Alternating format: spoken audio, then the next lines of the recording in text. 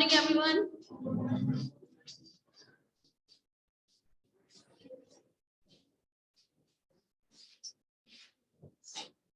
Protein synthesis कुछ याद आया आप लोगों को?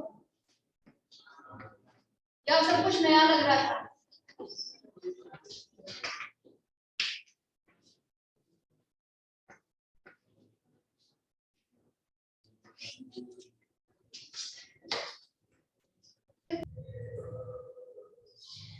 अच्छा क्लास, हेडिंग लिखिएगा आज अंडाशय, ओवरी।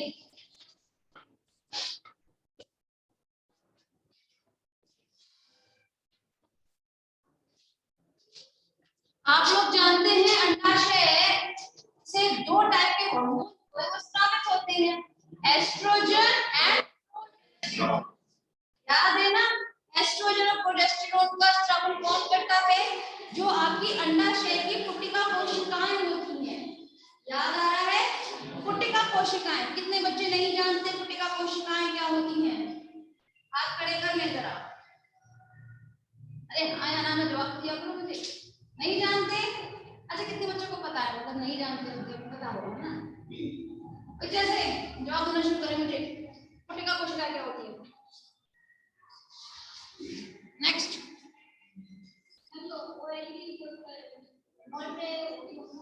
होती होंगी। अच्छा नेक्स्ट, नेक्स्ट, नेक्स्ट।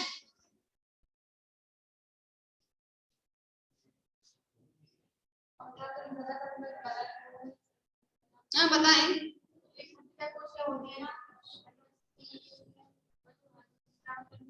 ये तो मैंने बता ही दिया, पुटिका कोशिका से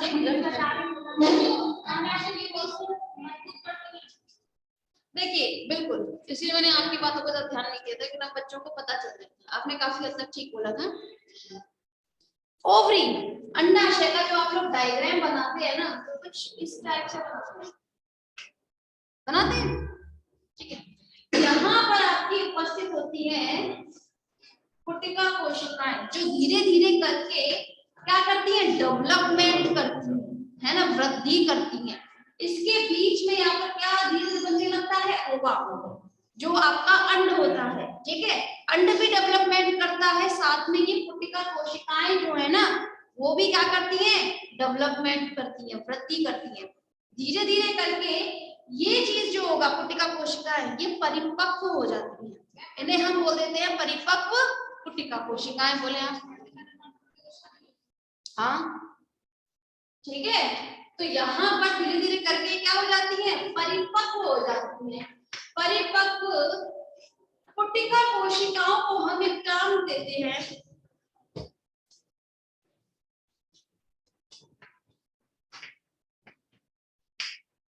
पुटिका कोशिका को हम एक टर्म देते हैं जिसे बोला जाता है ग्रेफियन फॉलिकल या फिर ग्रेफियन पुटिका। जानते हैं, ग्रेफियन पुटिका में आपका मैच्योर एग होता है। मैच्योर मतलब पूरी तरीके से परिपक्व हो चुका है, ठीक है। फिर क्या होता है, यहाँ से जैसे ही आपका ग्रेफियन फॉलिकल धीरे धीरे मैच्योर पूरी तरह से हो चुका होता है, तो उसमें से यहाँ से क्या हो जाता है? ये झिल्ली फटती है, इसमें से जो अंड है वो बाहर निकल जाता है और यहाँ पे पुटिका कोशिकाएं जो है वो रह जाती हैं सिर्फ और सिर्फ। और पुटिका कोशिकाएं जो रह जाती हैं, इसे हम एक टर्म देते हैं, that is the corpus luteum. जानते हैं? समझ में आ रही है बात? तो यहाँ जब मैं ओवरी के बारे में बता रही हूँ कि ओवरी का जो हार्मोन है दो ही तरह के होते हैं, दो ही टाइप के हार्मोन जो स्रावित होते हैं, एस्ट्रोजन और प्रोजेस्टेरोन, ठीक है। तो यहाँ पर जो स्रावन होता है हार्मोन का, वो ये पुटिका कोशिकाओं के माध्यम से होता है, साथ में होता है इन कॉर्पस ल्यूटियम के माध्यम से। समझ में आ रही है बात? ये आप आने वाले टाइम में देखेंगे, तो क्या चैप्टर आपका नया स्टार्ट नहीं हुआ है, वहां पर ये चीज आपको देखने के लिए मिलेगी। इससे भी आपका क्या होता है? प्रोजेस्टेरोन एस्ट्रोजन का स्रावन होता है। ना सिर्फ इनसे होता है, बल्कि जब प्रेगनेंसी के टाइम में जब निषेचन की प्रक्रिया हो जाती है, आफ्टर दैट क्या बनना स्टार्ट होता है? अप्रा। जानते हैं अप्रा को? प्लेसेंटा। प्लेसेंटा से भी आपके कुछ हार्मोन का स्रावन होता है, ठीक है ना। भाई आप लोग जानते हैं प्रेगनेंसी के टाइम में हर एक हार्मोन की मात्रा बढ़ जाती है, जानते हैं ना, मैंने पहले ही बताया था पिट्यूटरी ग्लैंड जो होती है वो भी साइज में बढ़ जाती है, उसकी मात्रा बढ़ जाती है, भार बढ़ जाता है ना, प्रेगनेंसी टाइम में वो चीज बढ़ती है। तो उस वक्त आपकी जो प्लेसेंटा होती है उसके माध्यम से भी ये दोनों हार्मोन का स्राव देखने के लिए आप लोगों को मिलेगा। दूसरी खास बात, क्वेश्चन यहाँ पर ये राइज होता है, चलिए ठीक है भाई, इन दोनों का तो काम हमें फिर भी समझ में आ रहा है कि ये दोनों आप लोगों का ये जो अंड होता है इसको परिपक्व करने में और साथ में ये जो अंडाशय है इसकी वृद्धि करने में काम आता है। आप लोग इतना तो जानते हैं, ये जो अंडाशय होता है, चलिए ज्यादा नहीं पूछते, इतना ही काम, ठीक है। यहाँ पर क्या काम है, इसको वृद्धि कर रहे हैं, ठीक है।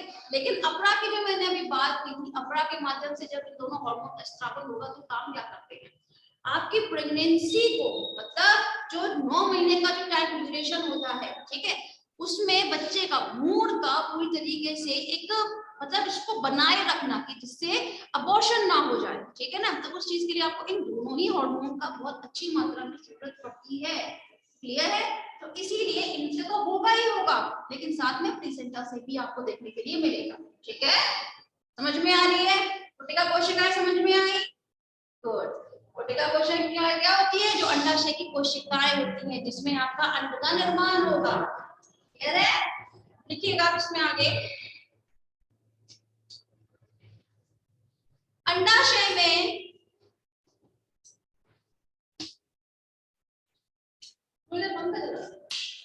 ठंड लगे,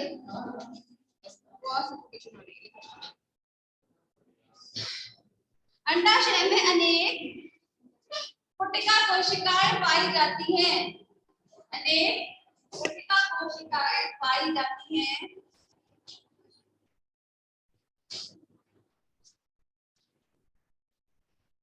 ये कोशिका कोशिकाएं भी, अच्छा किसी बुक में पुटक दिया हुआ है, सिर्फ और सिर्फ पुटक, ठीक है ना। तो पुटक और कोशिका कोशिकाएं एक ही होती है, कुछ नहीं होना है, ठीक है। कोशिका कोशिकाएं ही एस्ट्रोजन नामक हार्मोन को उत्पन्न करती हैं।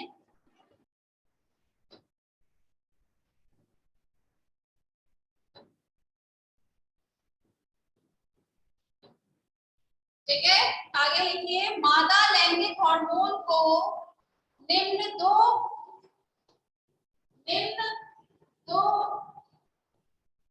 हार्मोन में विभक्त किया गया है, एस्ट्रोजेनिक हार्मोन, फर्स्ट है एस्ट्रोजेनिक हार्मोन,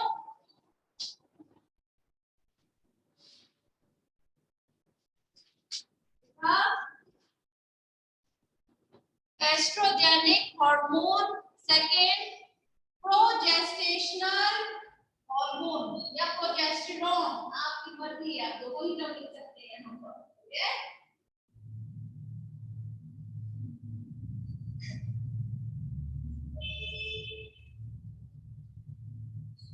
ठीक है, इसमें फर्स्ट हेडिंग लिखिएगा एस्ट्रोजेनिक हार्मोन या पुटकीय हार्मोन, पुटकीय हार्मोन।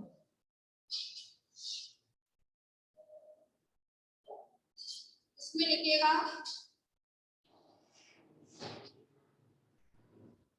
ये 18 कार्बन परमाणु युक्त स्टेरॉइड है, 18 कार्बन युक्त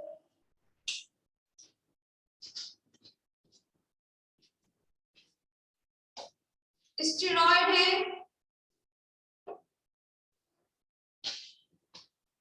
इनका स्रावन अंडाशय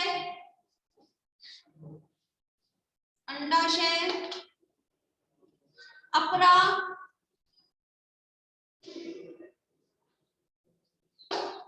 अधिवृक्क ग्रंथि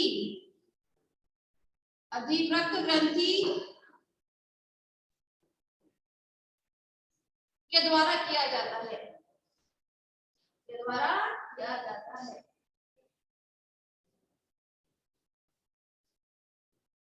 हो गया, ठीक है। देखिए मैंने यहाँ पर क्या चीज आप लोगों को बताया है, फर्स्ट है यहाँ पे एस्ट्रोजन हार्मोन, ठीक है। एस्ट्रोजन हार्मोन का स्राव कहां से हो रहा है, एक तो आपकी पुटिका कोशिकाओं से, फॉलिकुलर सेल से, दूसरा प्लेसेंटा से जो बताया था। ये एड्रिनल ग्लैंड का मुझे समझ नहीं आ रहा। एड्रिनल ग्लैंड आप सब लोग जानते हैं, क्या लिखवा दिया आपकी किताब में है जी? एग्जैक्टली, बिल्कुल सही बात। आप लोगों को बताया था एड्रिनल ग्लैंड के दो भाग होते हैं, कॉर्टेक्स और मेड्यूला। ठीक है, मेड्यूला से तो एपिनेफ्रिन और नॉरएफ्रिन होते थे, राइट? जबकि कॉर्टेक्स से 3 टाइप के हार्मोन स्रावित होते थे, ग्लूकोकॉर्टिकॉइड्स, मिनरलोकॉर्टिकॉइड्स एंड गोनेडोकॉर्टिकॉइड्स। गोनेडोकॉर्टिकॉइड्स हम लोग सेक्स हार्मोन भी बोलते थे। वही चीज आप लोग यहां पढ़ रहे हैं। समझ में आ रही है बात? कंफ्यूज मत हो जाइएगा। लिखिए आगे। इनका स्रावन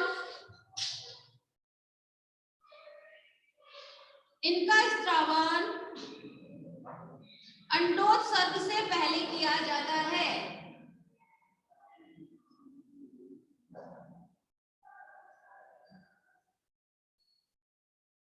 अंडोत्सर्ग से पहले किया जाता है तथा विकासशील पुटक, मतलब जो डेवलपिंग आपकी फॉलिकुलर सेल्स होंगी, जो डेवलपमेंट कर रही हैं, ठीक है, डेवलप्ड नहीं है, डेवलपिंग स्टेज में है जो, ठीक है, विकासशील पुटक इनका स्रावन करते हैं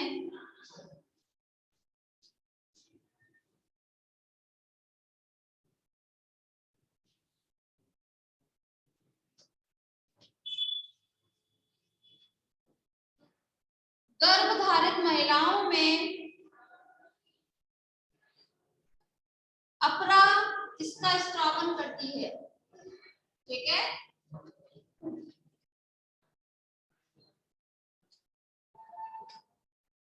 नेक्स्ट हेडिंग लिखिएगा एस्ट्राडायोल। एस्ट्राडायोल का प्रभाव।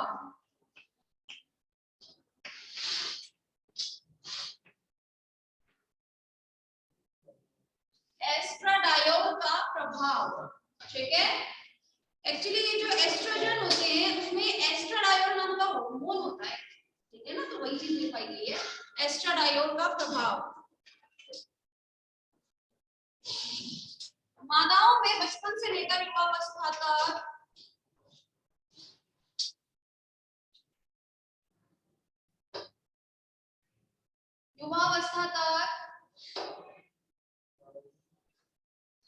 बचपन से लेकर युवावस्था तक होने वाले सभी परिवर्तन, सही परिवर्तन से मतलब है जितने भी आपके सेकेंडरी सेक्सुअल कैरेक्टर्स हैं, ठीक है ना, उनसे है परिवर्तन इसी हार्मोन के प्रभाव से, इसी हार्मोन के प्रभाव से होने वाली क्रियाएं हैं।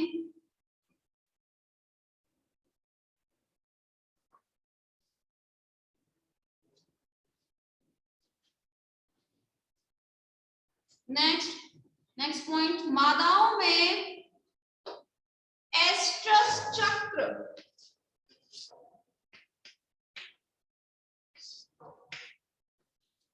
एस्ट्रस चक्र ये आप आने वाले टाइम में पढ़ेंगे, एस्ट्रस साइकिल क्या होती है, ठीक है। एस्ट्रस चक्र तथा मेंस्ट्रुअल चक्र या मेंसेस, आप कोई भी टर्म लिखिएगा, मेंस्ट्रुअल चक्र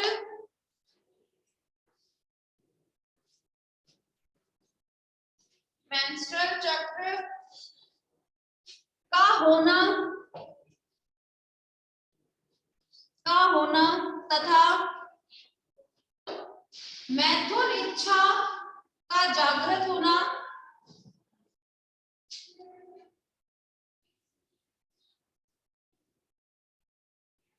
इसी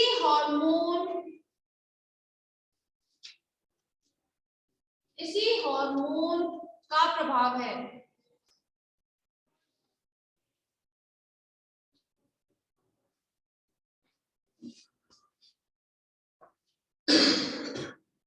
नेक्स्ट लिखिएगा, ये हार्मोन गर्भाशय लक्ष्य अंग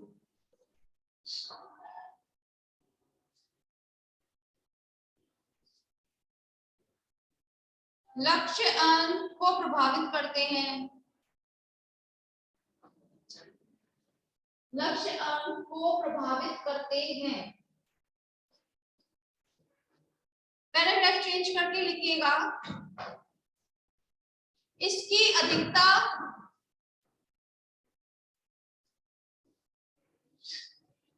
अधिकता में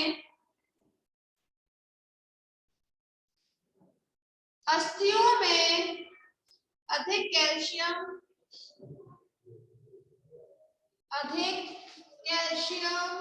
का जमा होना,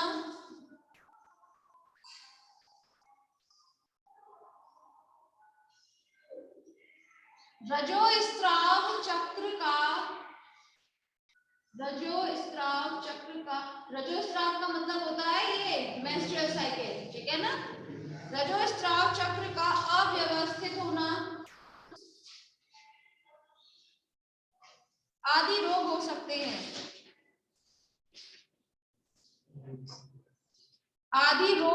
सकते हैं, ये तो बात रही जब इसका स्रावन ज्यादा होगा एस्ट्राडाइल का, ठीक है। लेकिन जब हम लोग बात करें इसकी कमी से क्या हो जाएगा, तो जाहिर सी बात है आपका जो रजोस्राव चक्र है जो, ठीक है, वो आपका न के बराबर हो जाएगा। ओवरी जो है, अंडाशय जो है, वो पूरी तरीके से परिपक्व अवस्था में नहीं आ पाएगी, ठीक है।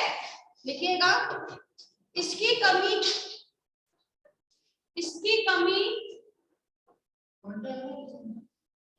में कीजिएगा, पैराग्राफ लिखवा रहे थे ना उसमें, लिखिएगा, इसकी कमी से रज चक्र का न होना व जनन वाहिकाओं का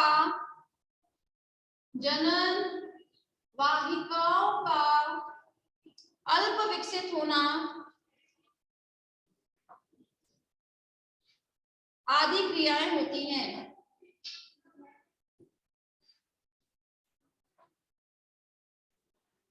ठीक है,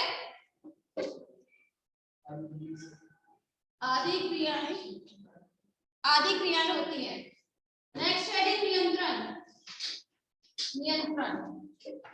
अच्छा, नियंत्रण कैसे होता है?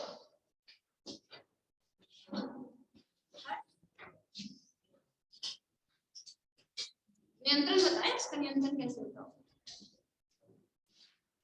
मैं आप लोगों को एक बात बता देती हूँ, ये जो आपकी पुटिका कोशिकाएं होती हैं, यहाँ क्या बोला जाता है, फॉलिक्यूलर सेल, ठीक है।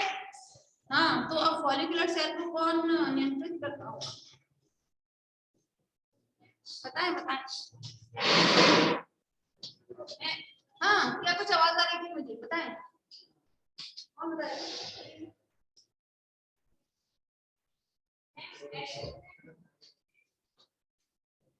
एड्रिनल ग्लैंड से कैसे होगा, स्त्रावित तो हो रहे हैं, नियंत्रण, कंट्रोल। आप लोग जानते हैं जब हमने पीयूष ग्रंथि पढ़ी थी, तो पीयूष ग्रंथि से एक हार्मोन स्त्रावित होता था, that is FSH, follicular stimulating hormone, या फिर पुटिका उत्तेजित हार्मोन। ये क्या काम करता था, ये आपके अंडाशय की पुटिका कोशिकाओं को, फॉलिक्यूलर सेल्स को उत्तेजित करता था। एम आई राइट? FSH किसके द्वारा कंट्रोल होता था, तो हाइपोथैलेमस के द्वारा। हाइपोथैलेमस के द्वारा भी कैसे, एक तो ये FSH रेगुलेटरी हार्मोन या रिलीजिंग हार्मोन के माध्यम से, रिलीजिंग हार्मोन मतलब जो आपका स्त्रावित हार्मोन है, जिसकी वजह से क्या होता था, FSH का स्त्रावन शुरू हो जाता था, है ना, ये तो रिलीजिंग था। वही हाइपोथैलेमस एक हार्मोन का स्त्रावन करता था, बिल्कुल, जिसका नाम था FSH, इनहिबिटरी हार्मोन, संतमित हार्मोन, जिसकी वजह से FSH का जो लेवल था वो कम हो जाता था या फिर नहीं होता था। तो जब इसका स्रावन ही नहीं होगा तो फॉलिकुलर सेल से स्राव होने वाले हार्मोन जो है क्या वो स्रावित करेंगे नहीं। तो ऑटोमेटिकली जो आपका हार्मोन है यहाँ पर फीमेल सेक्स हार्मोन उसका नियंत्रण ऑटोमेटिकली हो गया। समझ में आया? इसका स्रावन का जो नियंत्रण है किसके द्वारा होता है? हाइपोथैलेमस के एफएसएच आरएच एंड एफएसएच आईएच के माध्यम से। समझ में आ रही है बात कैसे हो रहा है? कितने बच्चों को नहीं समझ में आया अभी तक ये बात बताएं? क्लियर है सभी? गुड। लिखिएगा कंट्रोल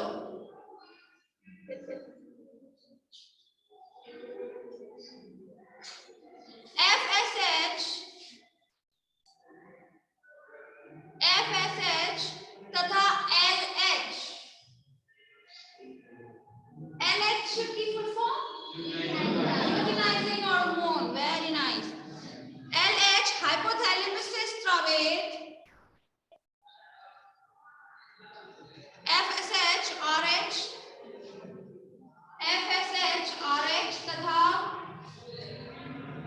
एलएचआरएच। ठीक है, यहाँ पर हमने डायरेक्ट क्या दे दिया? रेगुलेटरी नियमन वाला टर्म दे दिया है। क्लियर? तथा LHRH luteinizing hormone regulatory hormone. Clear?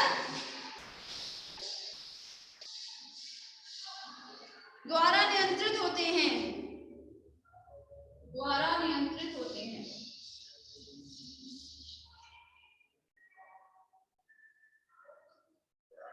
अतः कहा जा सकता है कि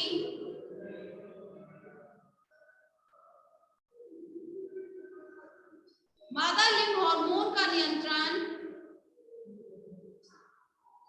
हाइपोथैलेमस द्वारा किया जाता है। ठीक, नियंत्रण हाइपोथैलेमस द्वारा किया जाता है।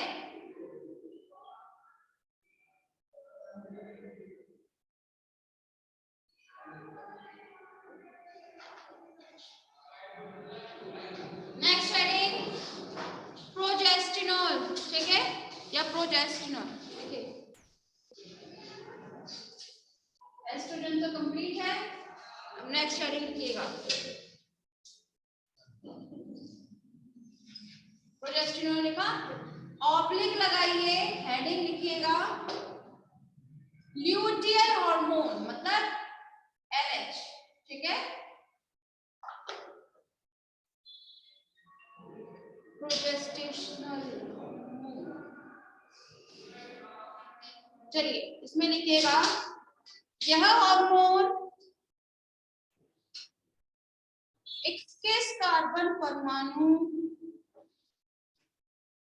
21 कार्बन परमाणु युक्त स्टेरॉयड है।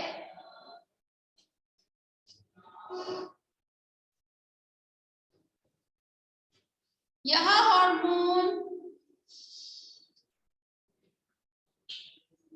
अपरा एवं अधिवृत ग्रंथि के द्वारा भी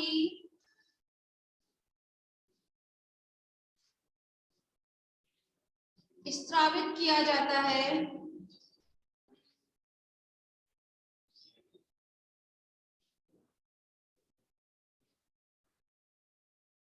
यह हार्मोन कॉर्पस ल्यूटियम या पीत पिंड।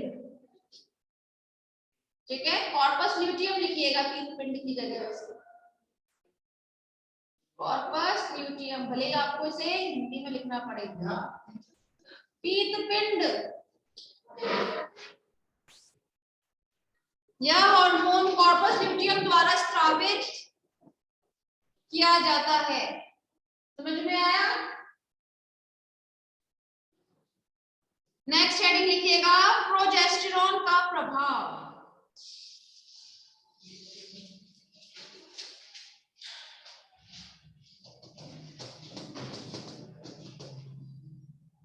लिखिए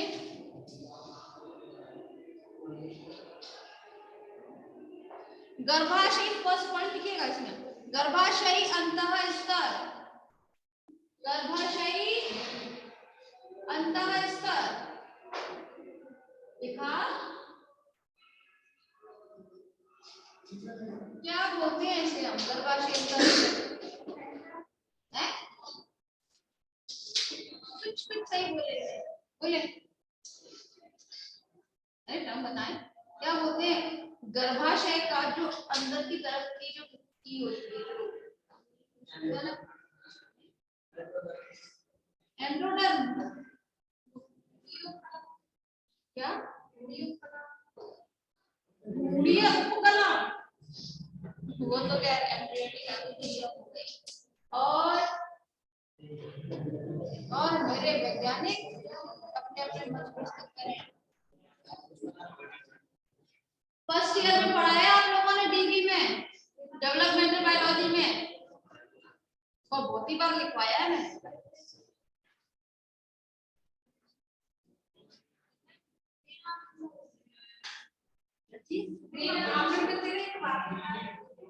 गर्भाशय के अंदर की जो वॉल है वो बोल रही हूँ, आंतरिक वॉल,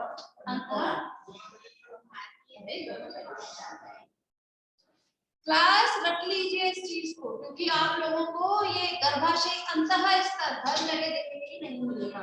डायरेक्ट टर्म दिया जाता है, दैट इज द एंडोमेट्रियम। याद आया एंडोमेट्रियम? फर्स्ट ईयर में लिखवाया था बहुत बार, ठीक है? ब्रैकेट में लिख लीजिएगा, भले हिंदी में लिखे इस टर्म को, बट लिखिए जरूर। मैं नहीं कहती इंग्लिश में ही आप लिखें, बट इसे हिंदी में ही लिखिए, एंडोमेट्रियम, ब्रैकेट क्लोज। में स्त्रावी परिवर्तन, में स्त्रावी परिवर्तन लाने हेतु उत्तरदायी होता है।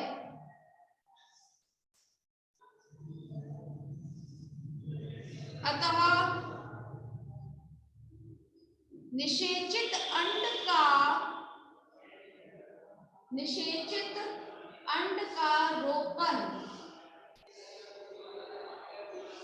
संभव हो पाता है, संभव हो पाता है। ठीक है? अच्छा, अब मुझे बताइए ये रोपण क्या होता है?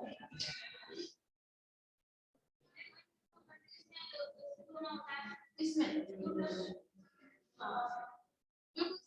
ये जो आपका यहाँ से आपको निकला था, ये आपके यूट्रस में जाके चिपकता है ना? तो ये जो आपके अंड का यूट्रस में जाके गर्भाशय में चिपकने की जो प्रक्रिया होती है, जब इम्प्लांटेशन बोलते हैं। समझ में आ रही है? रोपण जो हमने फर्स्ट ईयर में भी पढ़ा था, लिखिएगा। सेकंड पॉइंट,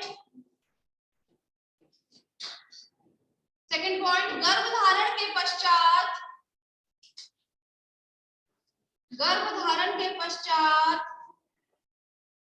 स्तर ग्रंथियों में, अरे स्तर ग्रंथि गलत लिखा है, इसे लिखिएगा आप मेमरी ग्लैंड,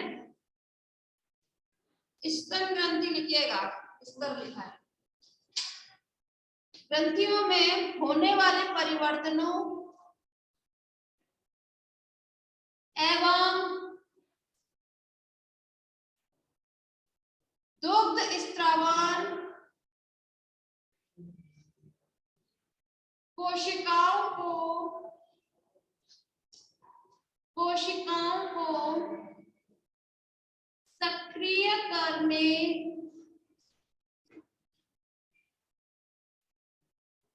सक्रिय करने का काम भी किया जाता है।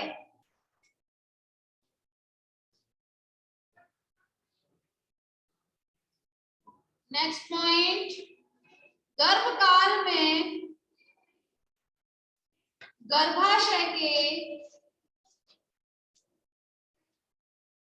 संकुचन को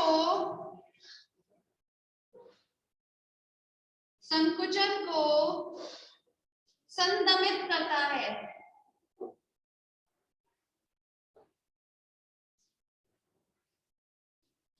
ठीक है? नेक्स्ट, हाँ नेक्स्ट पॉइंट इसी में लिखते जाइएगा। यह रज चक्र का भी नियमन करता है।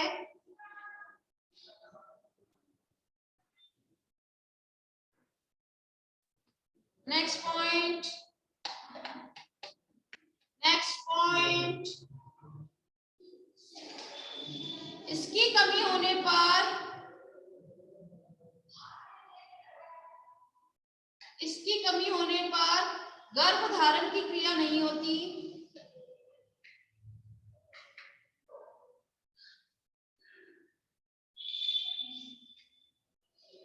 कितने पॉइंट हो गए? 5। चलो एक और लिख लो। यह अंडोत्सर्ग एस्ट्रस चक्र,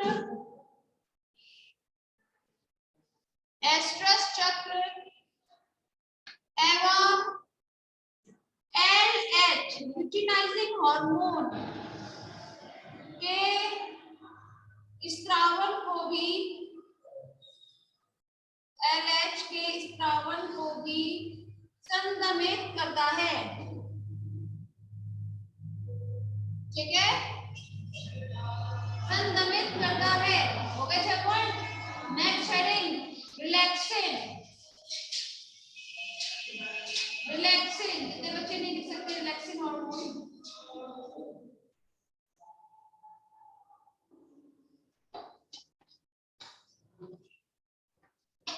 देखिए, पहले समझिएगा रिलैक्सिन हार्मोन क्या होता है।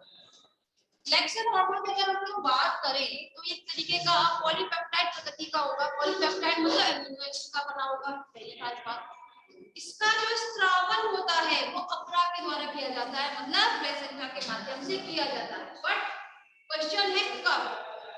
तो इसका स्त्रावन होता है जब प्रसव का टाइम होता है, ठीक है ना, पास्चुरेशन होगा, उस दौरान जो सर्विक्स होती है उसका मुंह खुलना जरूरी होता है, जिसकी वजह से जो बेबी है, ठीक है, वो बाहर इजीली आ सके। ठीक है, तो यहाँ पर जो रिलैक्सिन है, यहाँ पेल्विक गटर्स जो होती है उसका चौड़ा होने का जो प्रोसीजर होता है वो आपके रिलैक्सिन हार्मोन की वजह से ही होता है। नाम में ही लिखा है रिलैक्सिन है, मतलब ये उनकी कोशिकाओं को क्या कर रिलैक्स कर देता है, ढीला कर देता है, जिसकी वजह से जो सर्विक्स होता है उसका मुंह इजीली खुल जाता है और जो बेबी है वो बाहर इजीली आ जाता है। क्लियर है? लिखिएगा रिलैक्सिन हार्मोन।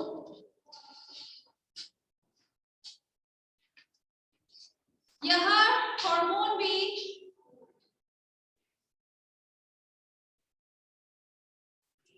कॉर्पस ल्यूटियम तथा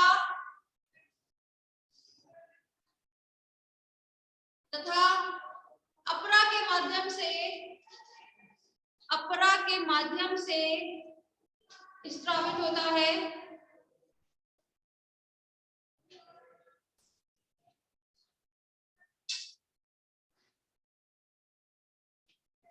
यह हार्मोन पॉलीपेप्टाइड,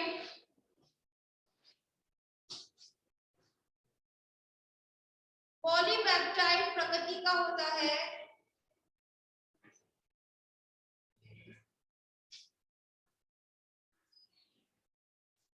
फिर लिखिएगा नेक्स्ट हेडिंग प्रभाव।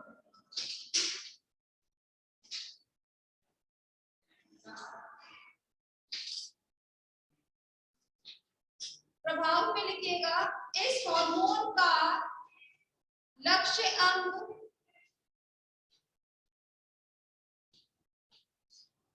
लक्ष्य अंग गर्भाशय की पेशियां तथा श्रोणि मेखला, श्रोणि मेखला पेल्विक गटर्स जो होती है ना, श्रोणि मेखला का pubic, pubic symphysis, pubic symphysis होता है। नेक्स्ट पॉइंट, श्रोणि मेखला पर उपस्थित प्यूबिक सिम्फाइसिस, प्यूबिक सिम्फाइसिस जोड़ को शिथिल कर, शिथिल कर फैला देता है तथा गर्भाशय ग्रीवा, गर्भाशय ग्रीवा मतलब सर्विक्स, ठीक है, गर्भाशय ग्रीवा को चौड़ा कर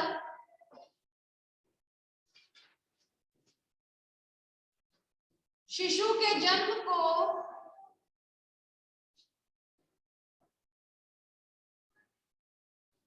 चौड़ा कर शिशु के जन्म को सुगम बना देता है।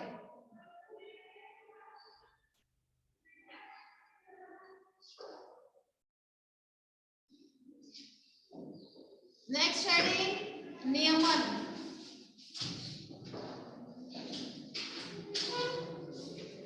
नियमन हाइपोथैलेमस द्वारा स्रावित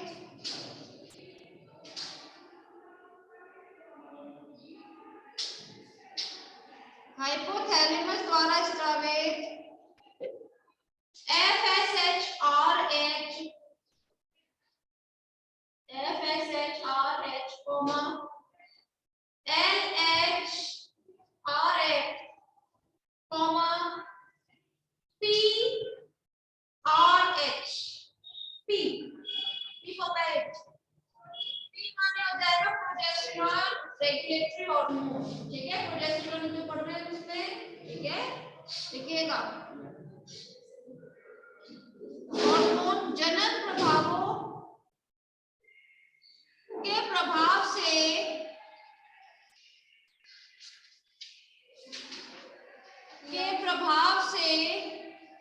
इन्हें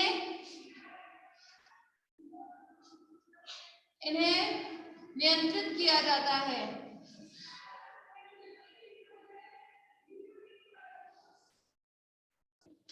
पैराग्राफ चेंज कीजिएगा, पैराग्राफ चेंज, फिर लिखिए नर जंतुओं में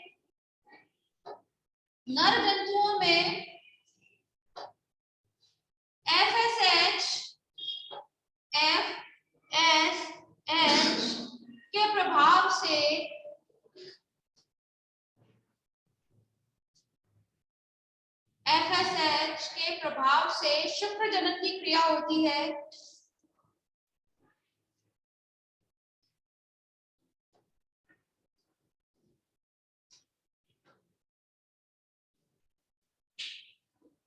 LH के प्रभाव से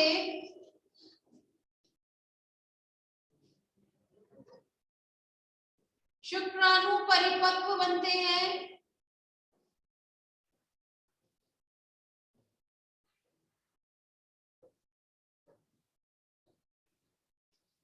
तथा अंतराली कोशिकाएं उत्तेजित होकर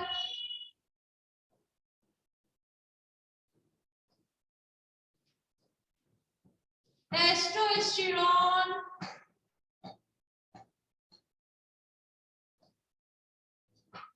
का स्त्रावन करती हैं।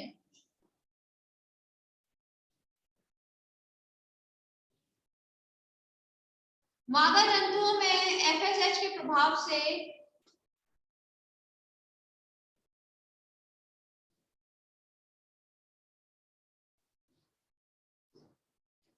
पुटकों का परिवर्धन एवं परिपक्वन होता है।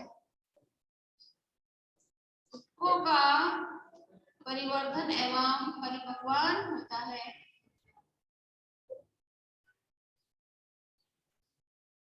ये एस्ट्रोजन का स्त्रावन करती हैं।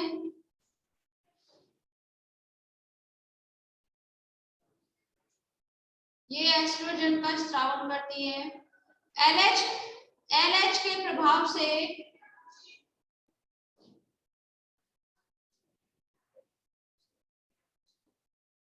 मादा में अंडोत्सर्ग एवं एस्ट्रोजन का स्त्रावन होता है।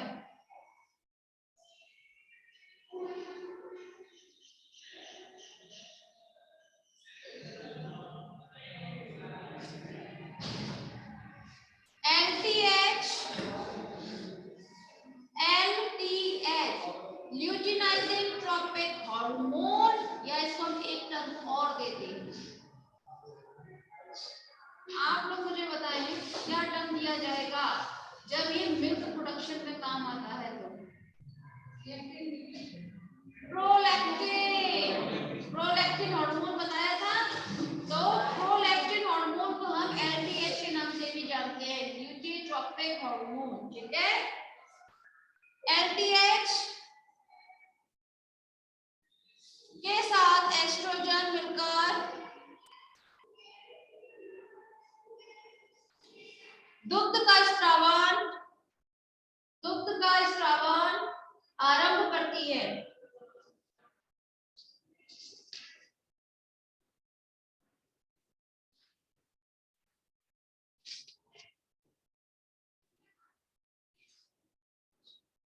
हो गया? अच्छा क्लास, देखिए पहली खास बात तो ये यहाँ पर आप लोगों की एंडोक्राइन ग्लैंड कंप्लीट होती है। ठीक है, लेकिन कभी कभी आप लोगों के में दो ग्लैंड और आ जाती है शॉर्ट नोट लिखने के लिए। एक होती है थाइमस ग्लैंड, जानते हैं थाइमस ग्लैंड? कहीं सुना है थाइमस ग्लैंड का नाम? कहाँ सुना है?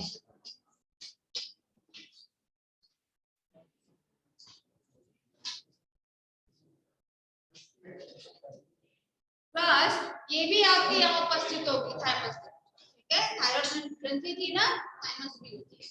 लेकिन आप लोगों ने जो टर्म सुना था थाइमस, वो आपने इसमें नहीं सुना अभी तक। सेकंड में नहीं, आपको सुना है पेपर थर्ड में, जब हम लोगों ने बात की इम्यूनोलॉजी। इम्यूनोलॉजी मैंने 2 या 3 दिन पढ़ाई है ना? तो 2-3 दिन तक आपने थाइमस वर्ड बहुत सुना होगा। ठीक है, तो थाइमस ग्लैंड होती क्या है, कौन मुझे बताएगा?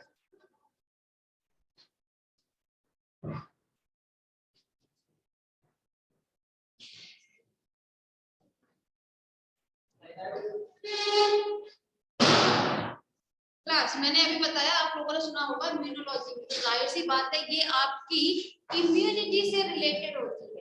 ठीक है, मैं थोड़ा सा आप लोगों को इसका रिव्यू दे देती हूँ एक बार।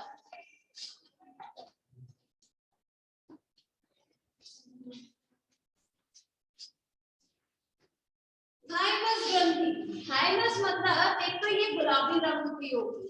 ठीक है, द्विपालित रचना है। द्विपालित मतलब बाइलोब्ड होगी यहाँ पर। ठीक है, दूसरी खास बात, इसका जो मेन फंक्शन होता है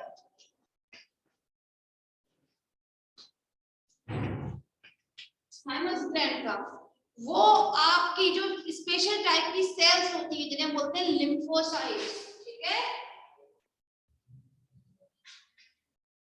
लिम्फोसाइट्स, लिम्फोसाइट्स भी 2 टाइप्स की होती हैं, B lymphocyte and T lymphocyte. ठीक है, तो बी लिम्फोसाइट और टी लिम्फोसाइट्स में से टी लिम्फोसाइट्स जो होती हैं उनका परिपक्वन थाइमस ग्लैंड में ही होता है। क्लियर है? समझ में आ रही है? थाइमस ग्लैंड में भी आपके 2 स्ट्रक्चर रहते हैं। अभी तक हमने जैसे बात की थी, एक होगा कॉर्टेक्स रीजन और एक हो जाएगा मेडुला। ठीक है, इन दोनों में ही एक विशेष प्रकार की कोशिकाएं उपस्थित होती हैं जिन्हें हम लोग बोल देते हैं रेटिकुलोसाइट्स। रेटिकुलो, हालांकि बता दिया जाएगा इसका हिंदी टर्म। रेटिकुलो मतलब क्या रहता है, ये जालिकावत रहेगी। मतलब इसका जो स्ट्रक्चर बनवाया जाएगा, तो आप ध्यान दीजिएगा इन दोनों में ही। ठीक है, कि वो जालिकावत इररेगुलर शेप में प्रेजेंट रहती है। ठीक है ना, जिसके माध्यम से आपका टी लिम्फोसाइट जो होता है वो परिपक्व होकर बाहर आपके रक्त में बहता है। डब्ल्यूबीसी का टाइप होता था, तो आप भी जानते ही हैं। समझ में आ रही है? बहुत ज्यादा तो नहीं आता है थाइमस, बट कभी कभी पूछ लिया जाता है। थाइमस और साथ में एक और ग्लैंड आपके में आती है, that is the pineal gland. ठीक है, पीनियल ग्लैंड भी बहुत भूल जाती है, तो जरा लिखिएगा इसमें।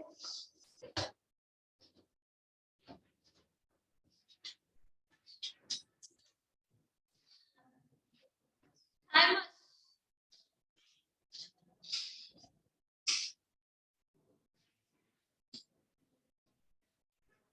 ठीक है,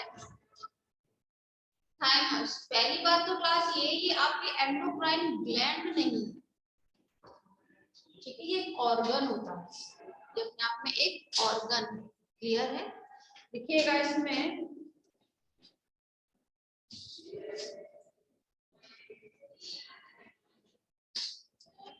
सभी कशेरुकी जंतुओं में यह संरचना पाई जाती है।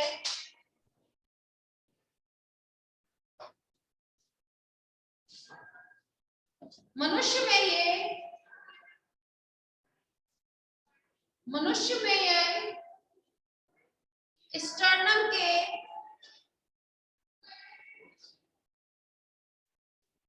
आगे की ओर पाई जाती है।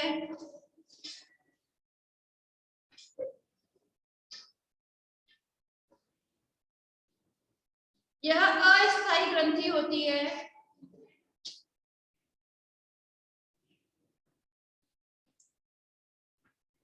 ये अस्थायी ग्रंथि होती है। लिखा अस्थायी ग्रंथि का मतलब क्या रहता है?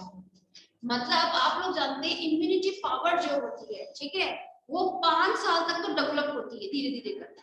फिर उसके बाद जैसे जैसे टीनेज आती है तब तक वो अच्छे से काम करती है, लेकिन जैसे जैसे आप बहुत ज्यादा बड़े होते हैं, ठीक है ना, जैसे जैसे बुढ़ापा आता जाता है, वृद्धावस्था आती जाती है, वैसे वैसे थाइमस जो है, ठीक है ना, ये धीरे धीरे करके कैसी होने लगेगी, ये बिल्कुल डिजेनरेट हो जाएगी, मतलब धीरे करके एकदम खत्म होना स्टार्ट हो जाएगी। इससे किसी प्रकार का कोई श्रावण नहीं होता है। क्लियर है? आप लोगों ने देखा होगा कि जो बड़े बूढ़े होते हैं उनकी इम्यूनिटी पावर बहुत कमजोर होती है कि नहीं होती है? उनको हमें बाहर दवाइयां ही देनी पड़ती है। रीजन यही है क्योंकि ये तब तक कैसी रह जाती है, एकदम डोरी जैसी रह जाती है। जैसे हम लोग अभी बोल रहे हैं ना कि बाइल लोब होती है, ऐसी होती है वैसी होती है, उस वक्त बिल्कुल ऐसे रह जाएगी अवशेषी अंग की तरह से। क्लियर है? और बच्चों से स्टार्ट होती है बनना, छोटेपन से, लेकिन डेवलपमेंट की अगर बात करें पूरी तरह विकसित कब हो जाती है, तो ये आपकी 5 साल तक वो बच्चे से बन जाती है। क्लियर है? लिखिएगा शिशुअवस्था के विकास काल में यह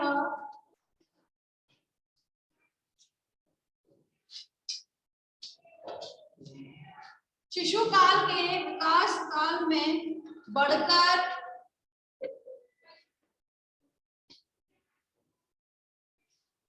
युवावस्था के प्रारंभिक चरण में यह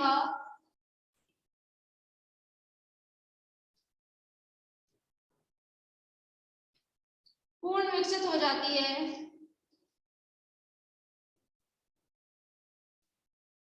तथा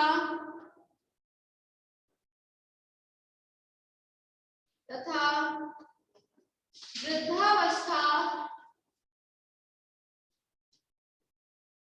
तक यह घटती हुई